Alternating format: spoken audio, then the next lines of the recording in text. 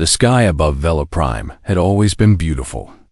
Purple clouds drifted across a pale orange horizon every evening. Silver birds sang in the tall trees. The rivers ran clean and cold from the mountains to the sea. For 300 years, the Valorian people had lived in peace. They had forgotten what war looked like. They had forgotten what fear felt like. Una remembered the exact moment everything changed. She was standing in her laboratory, studying soil samples from the northern farmlands. She was 26 years old, a scientist who dreamed of making crops grow bigger and feeding more people. Her life was simple and good.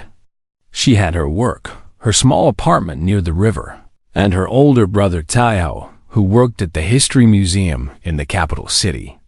The first sign was the birds. They stopped singing. All at once, as if someone had pressed a button, every bird in the sky went quiet. Una looked up from her microscope, confused. Then the emergency sirens began to scream. She ran outside with the other scientists. They all looked up at the sky, and Una felt her heart stop beating for a moment. Black shapes were falling through the clouds. Dozens of them. Then hundreds. They were ships, but not any design the Valorians had ever seen. They were ugly and sharp, like insects made of metal. They fell toward the planet like a swarm of hungry locusts. The Crave had come. Una had heard stories about the Crave. Everyone in the galaxy had heard stories. They were a species that lived only to conquer. They did not want peace. They did not want trade. They wanted everything you had, and then they wanted you to work until you died giving them more. They had destroyed 12 star systems already. Entire civilizations had vanished under their shadow. But Vela Prime was supposed to be safe. The Galactic Council had promised protection. There were treaties and agreements and fancy words written on important documents. None of that mattered now. The first dropships landed in the capital city. Una watched the distant skyline, where tall buildings began to burn. She could hear explosions even from 50 kilometers away. Her phone buzzed with messages from friends, from family, from strangers.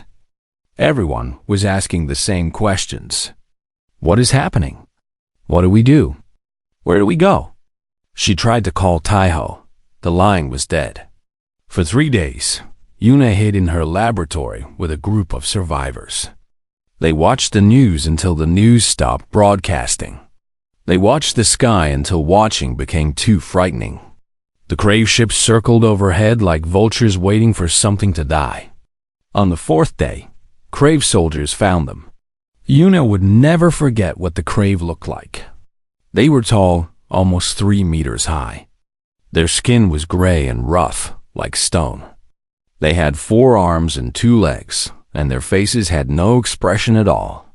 Their eyes were small and black, like holes in their skulls. They did not speak. They simply pointed their weapons and forced everyone to walk. The march lasted 2 days. Una walked with hundreds of other Valorians through burned forests and destroyed villages. She saw bodies lying in the streets. She saw children crying for parents who would never answer.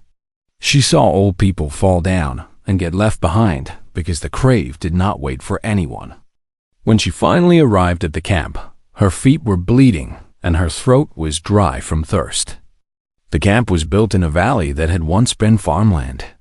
Now it was surrounded by tall metal fences and guard towers. Thousands of Valorians were already there, standing in long lines waiting to be processed. Una joined a line and waited for 6 hours until a Crave soldier scanned her arm with a device and assigned her a number. She was no longer Una. She was now Worker 7442. The first week in the camp taught her how things worked. Every morning, a loud horn would wake everyone at sunrise. They had 30 minutes to wash their faces with cold water and eat a small bowl of gray paste that tasted like nothing. Then they marched to the work sites. Una was assigned to the mineral extraction pits. The Crave had found valuable metals under the surface of Vela Prime, and they wanted every last piece of it. Workers used simple tools to dig and carry heavy rocks from morning until night. There were no machines to help. The Crave believed that machines broke down, but workers could be replaced easily. She learned this on her third day, when an old man collapsed next to her. His heart had simply stopped from exhaustion. Two Crave guards walked over, looked at him without any emotion, and dragged his body away. 30 minutes later, a new worker took his place. That was when Yuna understood the truth. The Crave were not keeping them alive because they had value. They were keeping them alive because they were useful. The moment they stopped being useful, they would disappear like the old man. 3 months passed. Yuna's hands became hard and rough from digging. Her body became thin from not eating enough. She forgot what it felt like to laugh, to smile, to hope for anything better than surviving one more day. Then she found Taiho. He was in a different section of the camp, working in the processing facility where minerals were cleaned and prepared for transport.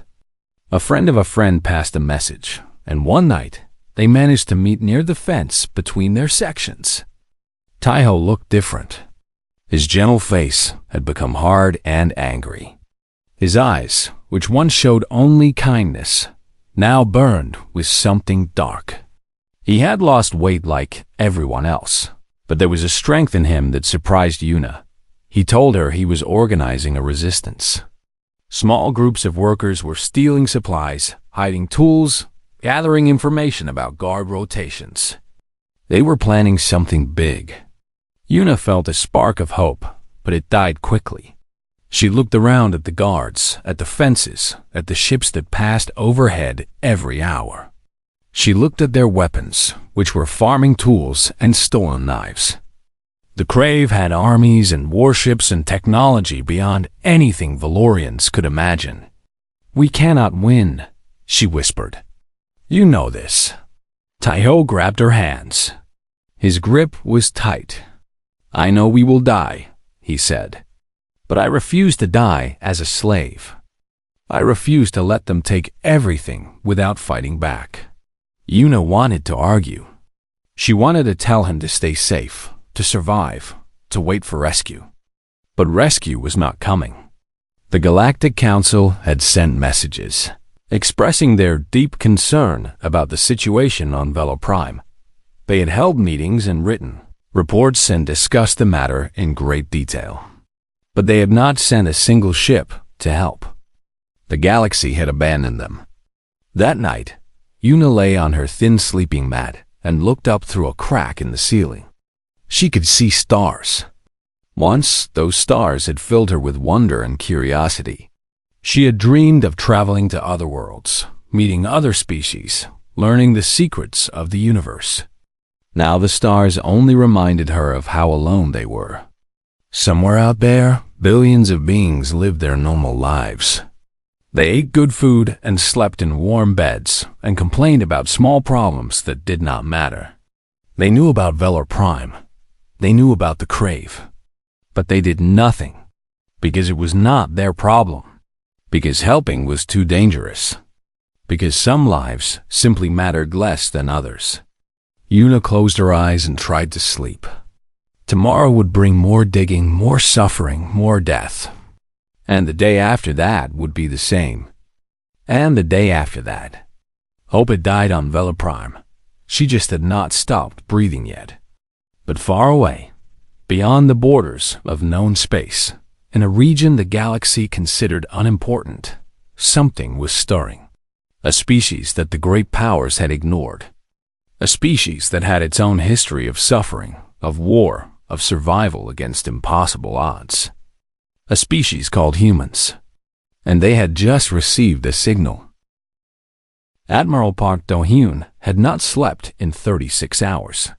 He stood on the bridge of the UN's Indomitable, the flagship of the United Nations Space Force, and stared at the message on his screen. He had read it 11 times already, but he read it once more. The words did not change. It was a distress signal from a world called Veloprime. The message was simple. We are being destroyed. Our people are dying. Please help us. Anyone, please. The signal was old. It had traveled for nearly 2 months before reaching human space. Whatever had happened on Veloprime, it was already finished. The people who sent this message were probably dead or enslaved by now. Do-hyun was 62 years old. He had served in the Space Force for 40 years, starting as a young engineer on a patrol ship and working his way up to the highest rank a human officer could achieve. He had seen many things in his career. He had made many hard decisions. But this one felt different. Corporal Han Jisoo approached him carefully. She was young, only 24, but she was the best communications officer in the fleet. She had been the one who intercepted the signal and translated it. "Sir," she said quietly, "I have more information about Veloprime." Do-hyun nodded for her to continue. Jisoo pulled up data on the main screen. The Crave invaded approximately 10 weeks ago. The Valorian planetary defense was destroyed in the first 3 days. Current intelligence suggests approximately 7 million survivors, mostly being used as forced labor in mining operations. She paused. The Galactic Council held an emergency session about the situation, and they declared Veloprime a contained situation. They are establishing a quarantine perimeter around the system. No ships are allowed to enter or leave. Her voice became bitter. They are not going to help, sir. They are going to let those people die. Do-hyun felt anger rise in his chest, but he controlled it. Anger was useful, but only when directed properly. Wasted anger helped no one. He looked around the bridge. His officers were watching him, waiting. Lieutenant Choi Yoonji at the tactical station. Commander Kang Min-soo at navigation. Chief Engineer Yoon Hana monitoring the ship's systems. They had all read the same message. They all knew what he was thinking. "How many Crave ships are in the Velar system?" Do-hyun asked. Yoonji checked her displays. "Intelligence estimates between 200 and 250 warships, sir. Plus support vessels and transports. And how many ships can we deploy without leaving Earth and the colonies unprotected?" Yoonji hesitated. "Sir, you are not seriously considering." "Answer the question, Lieutenant." Yoonji took a deep breath. 47 combat vessels. 3 carrier groups. Approximately 12,000 Marines. We would be outnumbered at least 4 to 1. The bridge went silent. Everyone understood what those numbers meant. An attack on the Crave fleet would be almost suicidal. Even if they won, many ships would be lost. Many soldiers would die. And for what? For a planet full of aliens they had never met, in a galaxy that had never shown humans any kindness. Commander Kang spoke up. "Admiral, the Galactic Council has forbidden any interference in the Velar system. If we engage the Crave, we will be violating interstellar law. The Council could impose sanctions, cut off trade, even declare us hostile. We could start a war with the entire galaxy." Do-hyun nodded slowly. "You are correct, Commander. The risks are enormous. The Council will be angry. The Crave will want revenge. Our people will die." He turned to face his crew. "Anyone who has concerns should speak now." No one spoke. Do-hyun continued. "I am not going to order anyone to follow me on this mission. What I am about to do might be the end of my career. It might be the end of my life. But I will not stand here and watch 7 million people be worked to death while the galaxy does nothing." His voice hardened. "I have read the history of our species. I know what happens when good people stay silent. I know what happens when we tell ourselves that suffering is not our responsibility." He looked at the stars outside the main window. Humans were alone once. We fought our wars, survived our disasters, nearly destroyed ourselves a dozen times. No one helped us. No one cared if we lived or died. We pulled ourselves up from nothing and built everything we have with our own hands. He turned back to his crew. That history does not give us the right to ignore others who suffer. It gives us the responsibility to be better than those who ignored us. Corporal Jisoo stepped forward. I am with you, sir. One by one, the other officers voiced their agreement. Yoonji, Kang, Yoon, every person on the bridge. Do-hyun felt something warm in his chest. Pride, hope, determination. Send a message to all ship commanders, he ordered. We move out in 6 hours. Maximum burn to Velar Prime. I want all Marines ready for combat drop as soon as we arrive. He paused. And send a message to the Galactic Council. What should it say, sir? Jisoo asked. Do-hyun thought for a moment. Tell them that the United Nations Space Force is responding to a humanitarian crisis. Tell them that we do not recognize their authority to prevent us from saving innocent lives. And tell them that if they have a problem with our decision, they are welcome to come and discuss it with our weapon systems. Jisoo smiled for the first time in days. Yes, sir. The next 6 hours passed quickly. The fleet assembled at the rally point, 47 ships of various sizes, from small destroyers to the massive carriers that held hundreds of Marines each. They were not the largest fleet in the galaxy. They were not the most advanced. But they were determined. Admiral Do-hyun addressed the entire fleet through the communication system. His words were broadcast to every ship, every soldier, every pilot.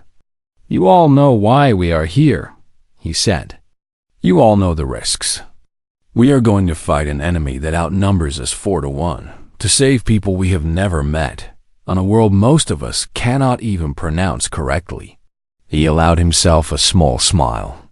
Some of you might be wondering if this is crazy. The answer is yes. It is completely crazy. But sometimes crazy is the right thing to do.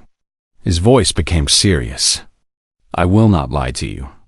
Many of us will not come back. We will lose friends. We will lose ships. We will pay a price in blood and tears. But the people on Velar Prime have already paid a price far higher than anything we will face. They have lost their homes, their families, their freedom. They have lost hope. He paused. We are going to give it back to them. The galaxy thinks humans are too young, too primitive, too unimportant to matter. They put us in a corner of space and forgot about us. They never asked for our help and never offered us theirs. But that does not mean we have to be like them. Today, we show the galaxy what humans really are. We are not conquerors. We are not cowards.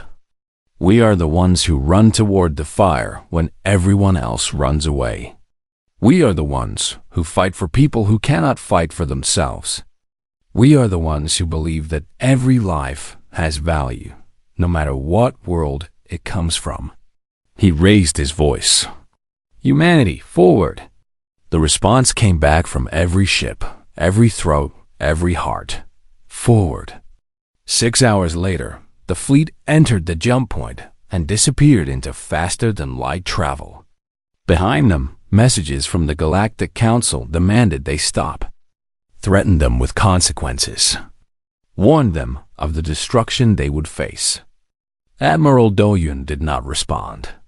He was already thinking about Velar Prime, about 7 million people waiting for help that they no longer believed would come, about children who would never grow up and parents who would never see them again, and dreams that were dying a little more each day. 9 days. That was how long the journey would take. 9 days until they reached Velar Prime. 9 days until they faced the Crave fleet. 9 days until the galaxy learned what humanity was capable of. Do-hyun finally allowed himself to sleep. His dreams were filled with fire and battle and death. But there was something else too. Something that pushed through the darkness like a light. Hope. Not for himself. For them. For the people of Velar Prime. Hold on, he thought. We are coming. Yuna had stopped counting the days. Time had lost all meaning in the camp. There was only the rhythm of survival.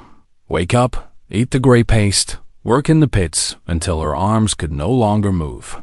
Eat again, sleep on the hard ground, and repeat. Days blended into weeks. Weeks blended into months. Everything was the same shade of gray. She had become thin. Her ribs showed through her skin. Her hands were covered with blisters that never healed because there was always more digging to do. The girl who had once dreamed of becoming a scientist was gone. In her place was worker 7442, a machine made of flesh and bone. That evening, she sat against the wall of her sleeping barracks with Minho, an old teacher who worked beside her in the pits. He had been a professor of literature at the university before the invasion. Now he was just another pair of hands. I had a dream last night, Minho said quietly. His voice was weak.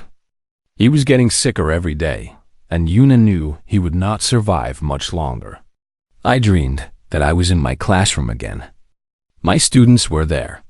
The sun was shining through the windows. Everything was beautiful.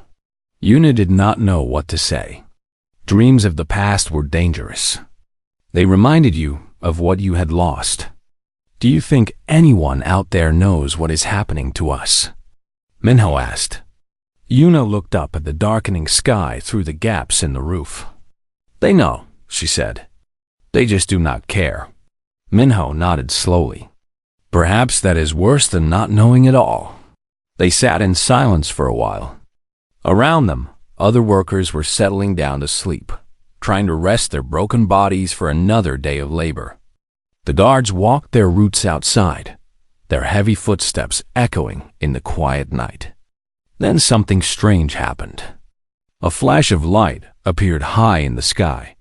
Yuna thought it was a shooting star at first, but it did not fade. Instead, it grew brighter.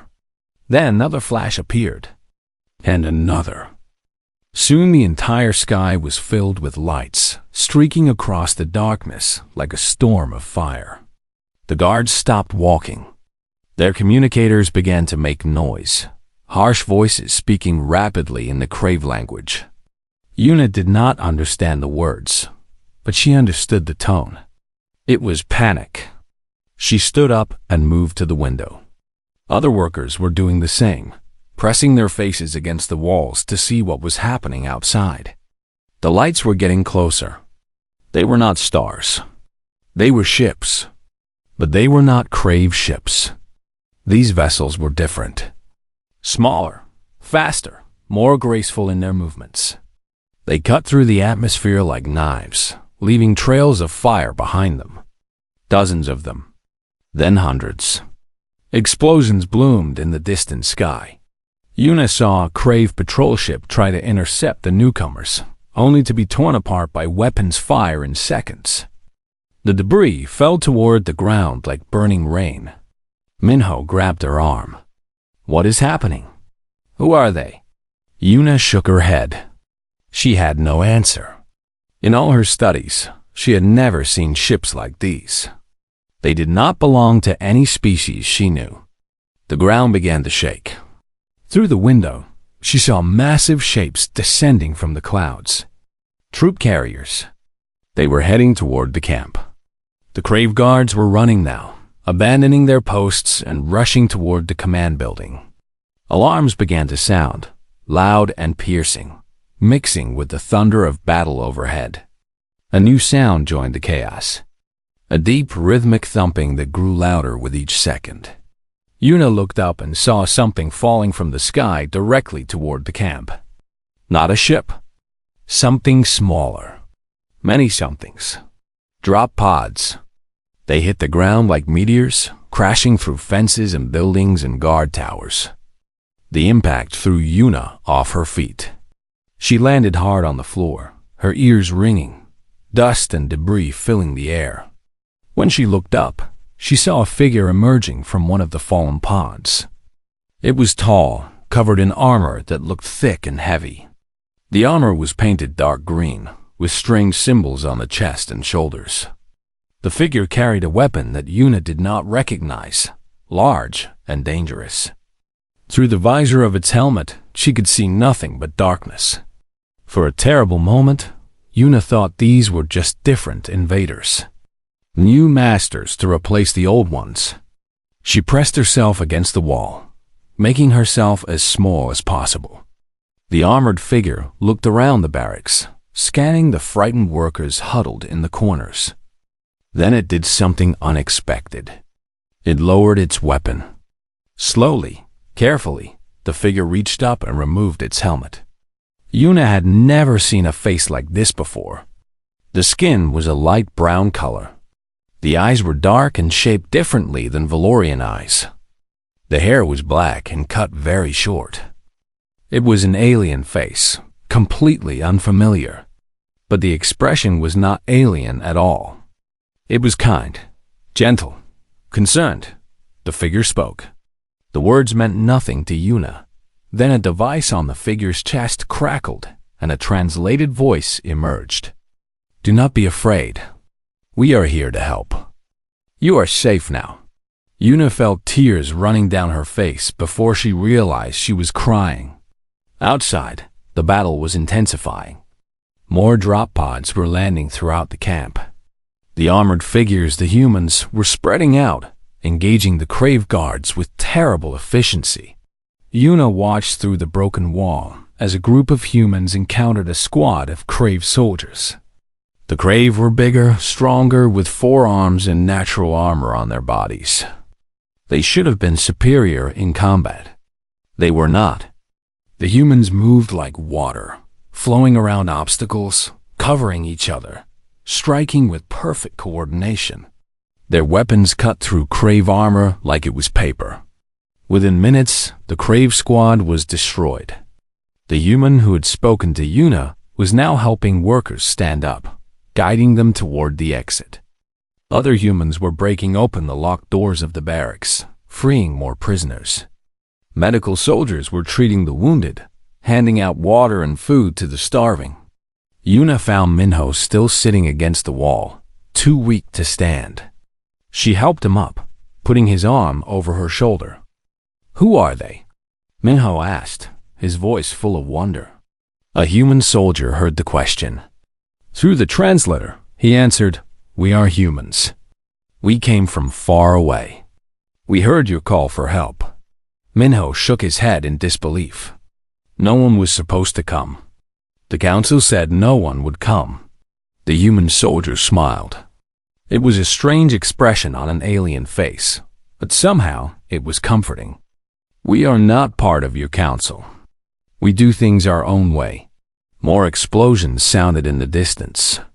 The battle for the camp was almost over. Crave bodies lay everywhere, mixed with the wreckage of their equipment and vehicles. Here and there, Yuna saw human soldiers who had fallen too, their comrades kneeling beside them. These strangers were dying for people they had never met, dying on a world that was not their home, dying because they believed it was the right thing to do. Yuna did not understand. She could not understand, but she felt something stirring in her chest, something that had been dead for so long she had forgotten what it felt like. Hope. As the morning sun began to rise over Velo Prime, the humans finished securing the camp. They gathered the survivors in the central area, thousands of Velorians standing in shock and confusion, not quite believing what had happened. A human officer stood on a platform to address them. Her name was Sergeant Beek Sujin, and she had led the assault on this camp personally. "I know you have questions," she said through the translator. "I know you are scared and confused, but I want you to know one thing." She looked out at the crowd of broken, starving, traumatized people. "You are not alone anymore. You were never supposed to be alone. And as long as humans exist, you never will be again." Somewhere in the crowd, Yuna heard someone begin to sob. Then another person. Then another. Soon the entire gathering was crying, not from sadness, but from relief. The nightmare was over. Help had finally come. Sergeant Beek Sujin had been a Marine for 12 years. She had served on 3 different worlds, fought in 7 combat operations, and earned more medals than she cared to count. She had seen things that would give most people nightmares for the rest of their lives. But nothing had prepared her for Vela Prime. The camp she had liberated was just one of many. Across the planet, human forces were landing at similar locations, fighting their way through Crave defenders to reach the prisoners inside. Each camp told the same terrible story. Mass graves filled with bodies. Medical facilities where horrible experiments had been performed. Processing centers where workers who could no longer work were taken and never seen again. Sujin walked through the liberated camp, her boots crunching on broken glass and debris. Around her, medical teams were treating survivors who were too weak to stand. Supply soldiers were handing out rations and clean water. Engineers were setting up temporary shelters for people who had been sleeping on bare ground for months. A young Valorian woman approached her. She was thin, almost skeletal, with dark circles under her eyes and scars on her hands from hard labor. But there was something alive in her gaze, a spark that had somehow survived the horror. "You are the commander?" the woman asked through a translator device. Sujin nodded. "I am Sergeant Beek Sujin. What is your name?" "Yuna. I was a scientist before." She stopped, unable to finish the sentence. Sujin understood. Before was a different world now. A world that had been destroyed. "I wanted to thank you," Yuna said. "I wanted to ask you something too. Go ahead." Yuna looked at the human soldiers moving through the camp, helping survivors, carrying supplies, treating wounds. Some of them looked tired. Some of them were wounded themselves. And some of them would never leave this planet alive. "Why did you come?" Yuna asked. "You have lost soldiers today. I saw them fall. You traveled far, you fought hard, and now your people are dying. For us, for strangers." "Why?" Sujin was silent for a long moment. It was a fair question. She had asked herself the same thing during the 9 days of travel to Vela Prime.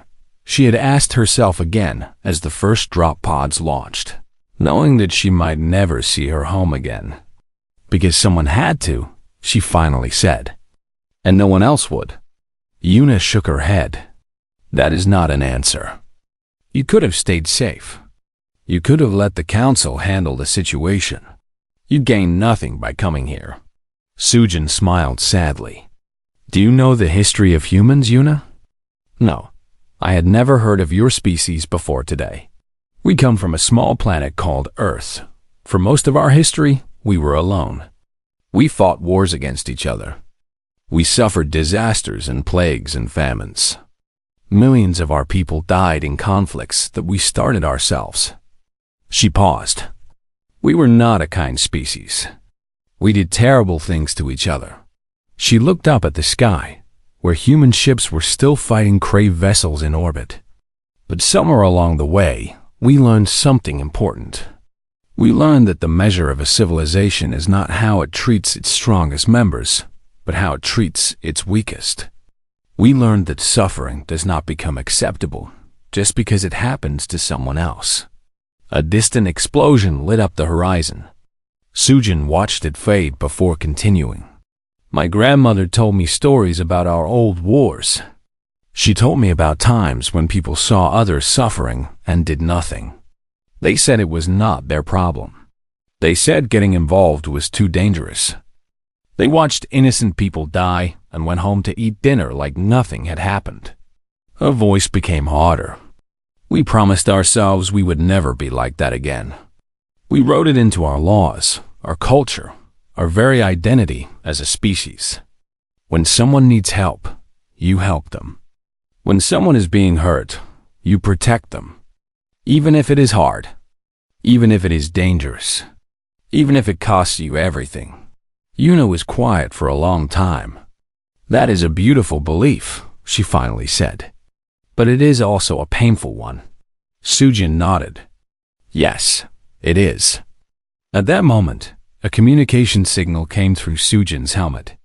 She listened to the report, and her expression became grim. "What is wrong?" Yuna asked. "The Crave flagship has returned with reinforcements. They are engaging our fleet in orbit." She looked at Yuna. "Stay here. Stay safe. This is not over yet." She turned and ran toward the command post, leaving Yuna standing alone in the ruins of the camp. In orbit, the battle had become desperate. Admiral Do-hyun watched the tactical display as red markers swarmed around his fleet. The Crave had brought fresh ships from a nearby system, and now the humans were outnumbered 5-1. "Sir, we have lost the resilience and the courage," Lieutenant Yoonji reported, her voice strained. "The defender is taking heavy damage. We cannot hold this position much longer." Do-hyun studied the display. The evacuation was not complete. Thousands of Valorian survivors were still waiting for transport off the planet. If the fleet retreated now, those people would be recaptured by the Crave. All their sacrifice would mean nothing. "Order all ships to form a defensive perimeter around the evacuation zone," he said. "We hold the line until the last transport is away." Commander Kang looked at him with concern. "Admiral, if we stay, we will lose more ships. We might lose everything. I know. Those are our people out there. Our friends. Our families." Do-hyun nodded slowly. "And down there are 7 million people who have no one else. What do you suggest I tell them? That their lives matter less than ours?" Kang had no answer. The battle continued for 6 more hours. Human ships fell one by one, their crews fighting until the very end. The Crave kept pressing, throwing wave after wave of attacks at the defensive line. But the humans did not break. Every time a Crave ship tried to reach the evacuation zone, it was met with concentrated fire from multiple vessels. Every attempt to land troops on the surface was intercepted by marine fighters. Every advance was stopped, no matter the cost. Finally, as the last transport lifted off from Vela Prime carrying the last group of survivors, the Crave fleet began to retreat. They had lost over 100 ships, far more than they had expected. The humans, this strange species from the edge of the galaxy, had hurt them badly. Admiral Do-hyun watched the enemy withdraw. His fleet was in ruins. 12 ships destroyed completely. 20 more damaged beyond quick repair. 800 soldiers dead, including some of his closest friends. But the Valorian survivors were safe. All 7 million of them, rescued from slavery and death. He opened a channel to all remaining ships. His voice was tired, heavy with grief, but also filled with pride. "This is Admiral Park Do-hyun. The enemy has withdrawn. The evacuation is complete." He paused. "We have paid a terrible price today. We have lost ships and friends and brothers and sisters in arms. There will be time to mourn them. There will be time to remember their sacrifice. But today, we saved 7 million lives.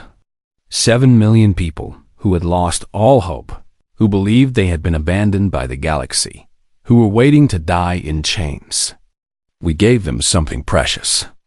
We gave them a future. The Galactic Council will condemn us. The Crave will seek revenge. There will be consequences for what we have done here. But I believe in my heart that we made the right choice. Because a species that cannot find the courage to help those in need does not deserve to survive." He looked at the stars, where the Crave ships were disappearing into the distance. Today, humanity showed the galaxy what we truly are. Not conquerors, not cowards, but something far more dangerous.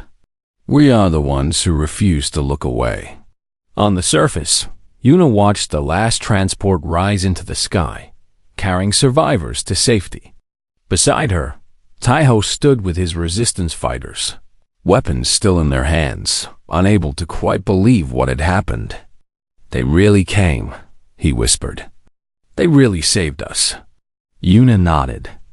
Yes, and they died doing it.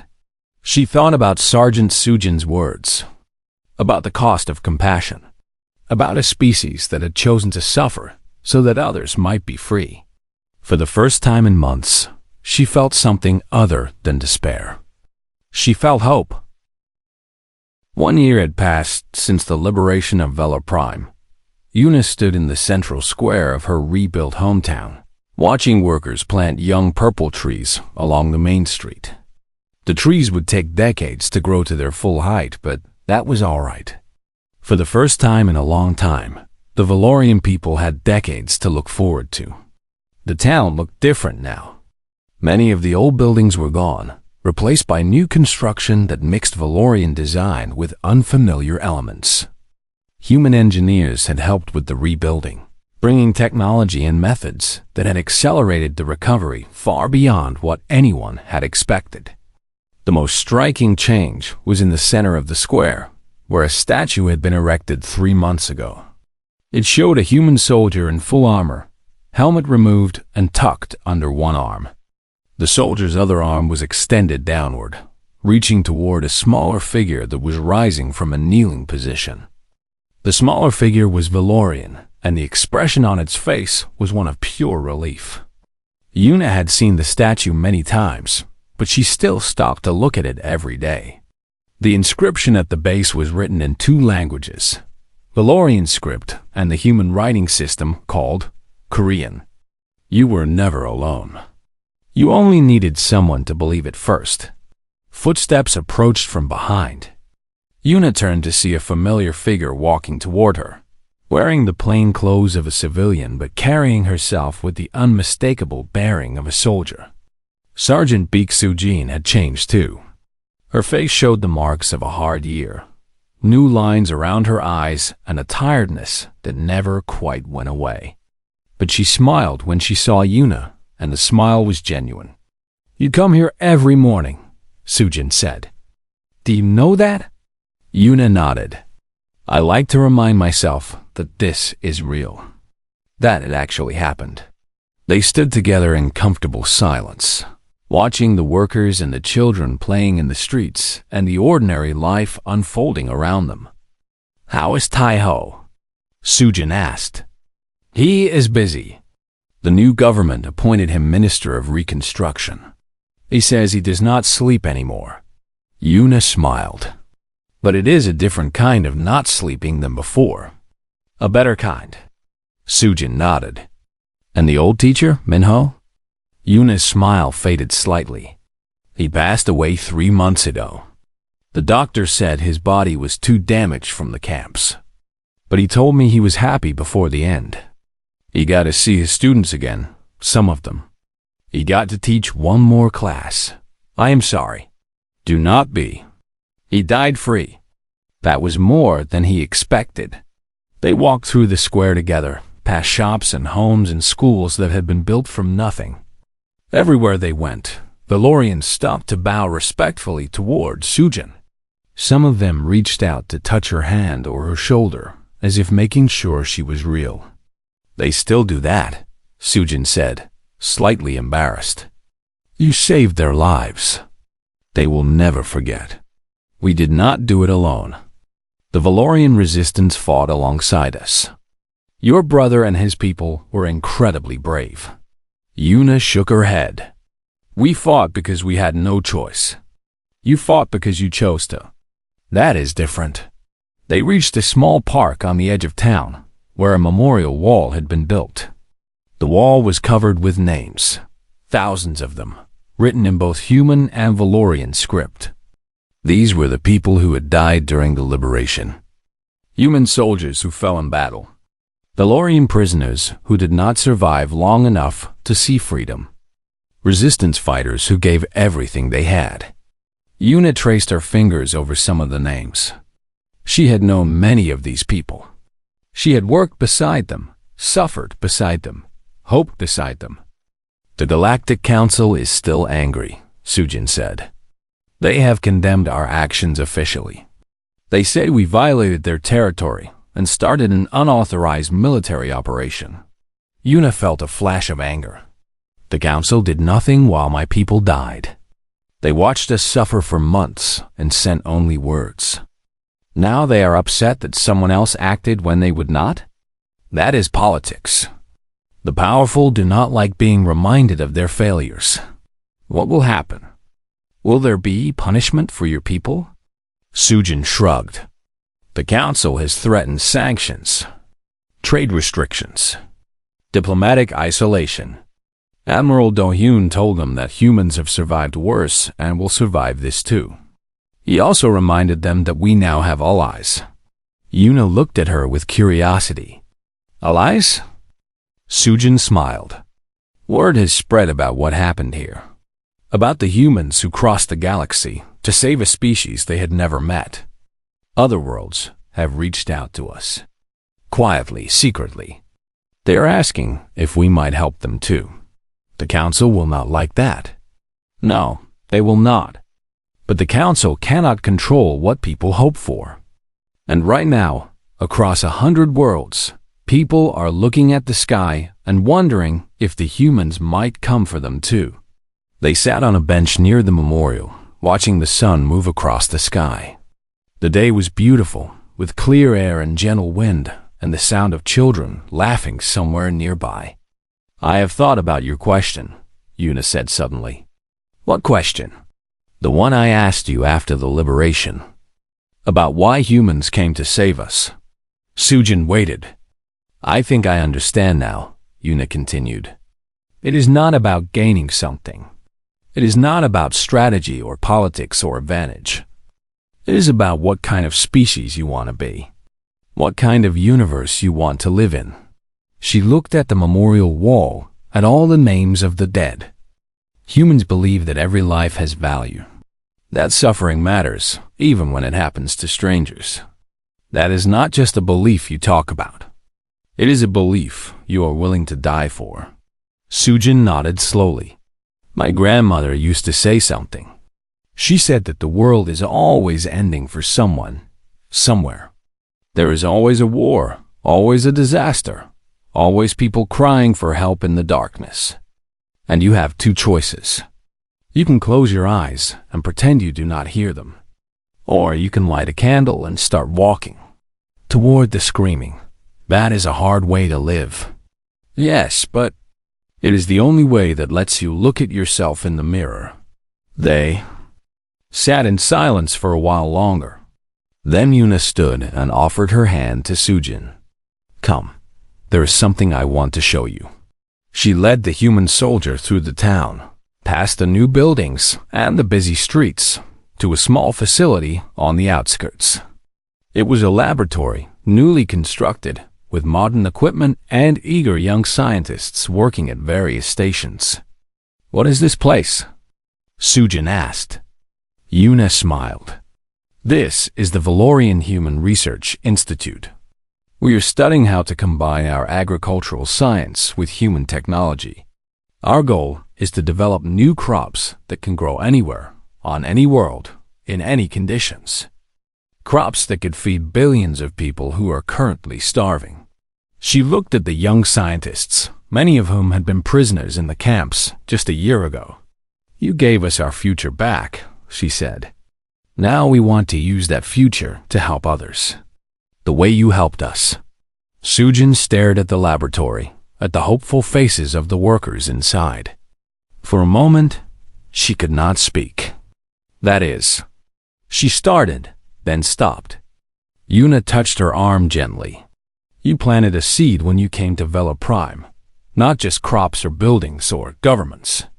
You planted an idea. That species can care for each other.